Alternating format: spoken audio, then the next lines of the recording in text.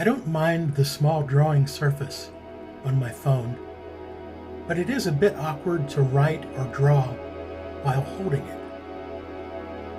Even resting my hand on the table is less than ideal when I'm trying to be precise, because the surface I'm drawing on is that little bit higher. So I made this simple device to make it more comfortable, to make drawing on my phone more like drawing on a tablet.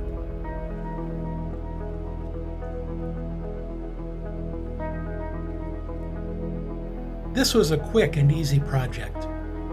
Stick around and I'll tell you more about it, and I'll share some thoughts on corrugated plastic and the kinds of things I plan to do with it. There's a lot to like about corrugated plastic. I like to make things, and corrugated plastic is good for making a lot of different kinds of things.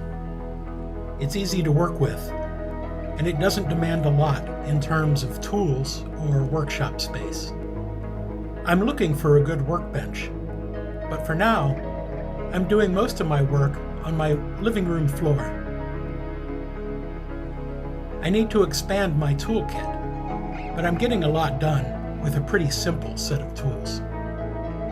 I like that I can make so many of the things I need. That includes things that I haven't seen available anywhere, and things that I'd otherwise pay a lot for. And of course, things that I could probably pick up pretty cheap, but might prefer to make anyway. I want to make all the things using corrugated plastic. I like that, for now at least, I'm making use of non-biodegradable waste, something that someone else has thrown out. Signs like this are discarded in huge numbers every day, and I'm happy to put the plastic to good use. I don't mind at all that it's free. It's a great way to learn, and there must be endless projects for which discarded signs are perfectly suited. When I'm ready for more ambitious projects, I imagine I'll need to buy larger and/or thicker sheets of corrugated plastic. I've already found that some things might be better built with sheets larger than what I have now. Incidentally, if you're wondering where you can get corrugated plastic, real estate agents are a great source. If you ask them, they may let you know when they put them out for recycling. You could try contacting political campaigns. They may plan to reuse their signs, or they may not. Any company that prints a lot of signs likely uses a lot of corrugated plastic, and is likely to regularly dispose of the old ones. To buy unused sheets of corrugated plastic, try your local hardware or building supply store. If that doesn't work out, a local sign printing company may have advice on where to find the stuff. One project I see in my future is a corrugated plastic kayak. A single sheet is surely ideal for that, and I've never seen 4 by 8 foot signs or corrugated plastic sheets anywhere near that size discarded for any reason. I suspect a kayak project will involve getting to know Gorilla Tape. So far, in my videos, I haven't used any materials other than corrugated plastic and zip ties. Becoming familiar with other ways to bond the plastic to itself and to other things will expand the possibilities of what I can do with it.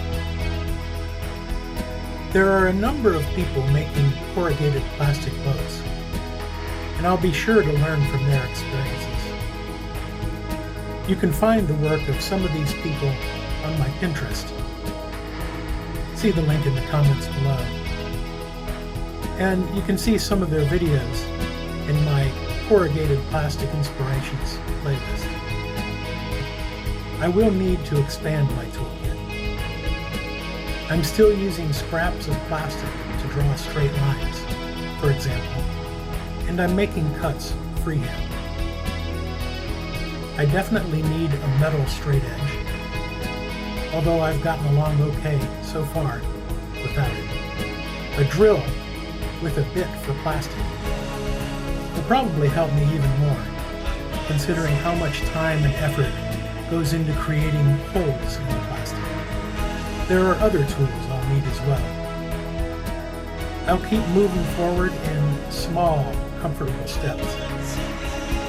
I'm always happy when I can buy these things secondhand, but those are two examples of items that can be a bit harder to find that way. A commenter on my previous video recommended a pizza cutter for creating a crease in the plastic, and I'll definitely have to try that. I forgot to ask how thick the plastic is that he's working with, which may be important. Unfortunately, you won't see me using a pizza cutter anytime soon, as I've already completed a fair number of projects without the benefit of that tool. I haven't really made anything yet that I need to be especially beautiful. When a project like that comes along, I'll probably need to find someone who can do laser cutting for me. Getting a really crisp, clean fold isn't really possible with the method I'm using. I've seen someone online with a sort of heating strip that I imagine softens the plastic along a line to make folding easier. This must be a time saver, and may give me cleaner folds as well. If you have any tips, please post them in the comments. They'll be greatly appreciated. So I like the qualities of corrugated plastic that make it easy to work with. I also like being creative with it in various ways. I like being creative in solving design and building challenges. And I like being creative in identifying problems that I can solve using the material. A good example is the cutting board I've been using. You may have noticed this in my last video. This is a simple repurposing of one of the many corrugated plastic sheets I have at my disposal. Many come with flaws that make them unsuitable for many other uses. I like this example because it is all in the concept. Once I decide a sheet of corrugated plastic is now a cutting board, it is one. No design or construction steps are needed.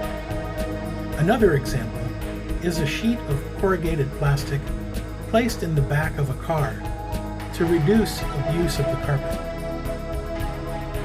The canvas that served this purpose previously was prone to getting in the way of the door latch.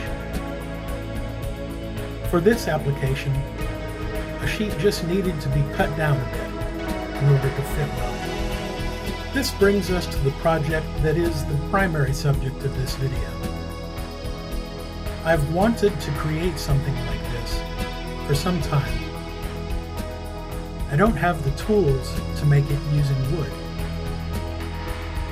Not long after I started working with corrugated plastic, I realized that this material offers an easy solution.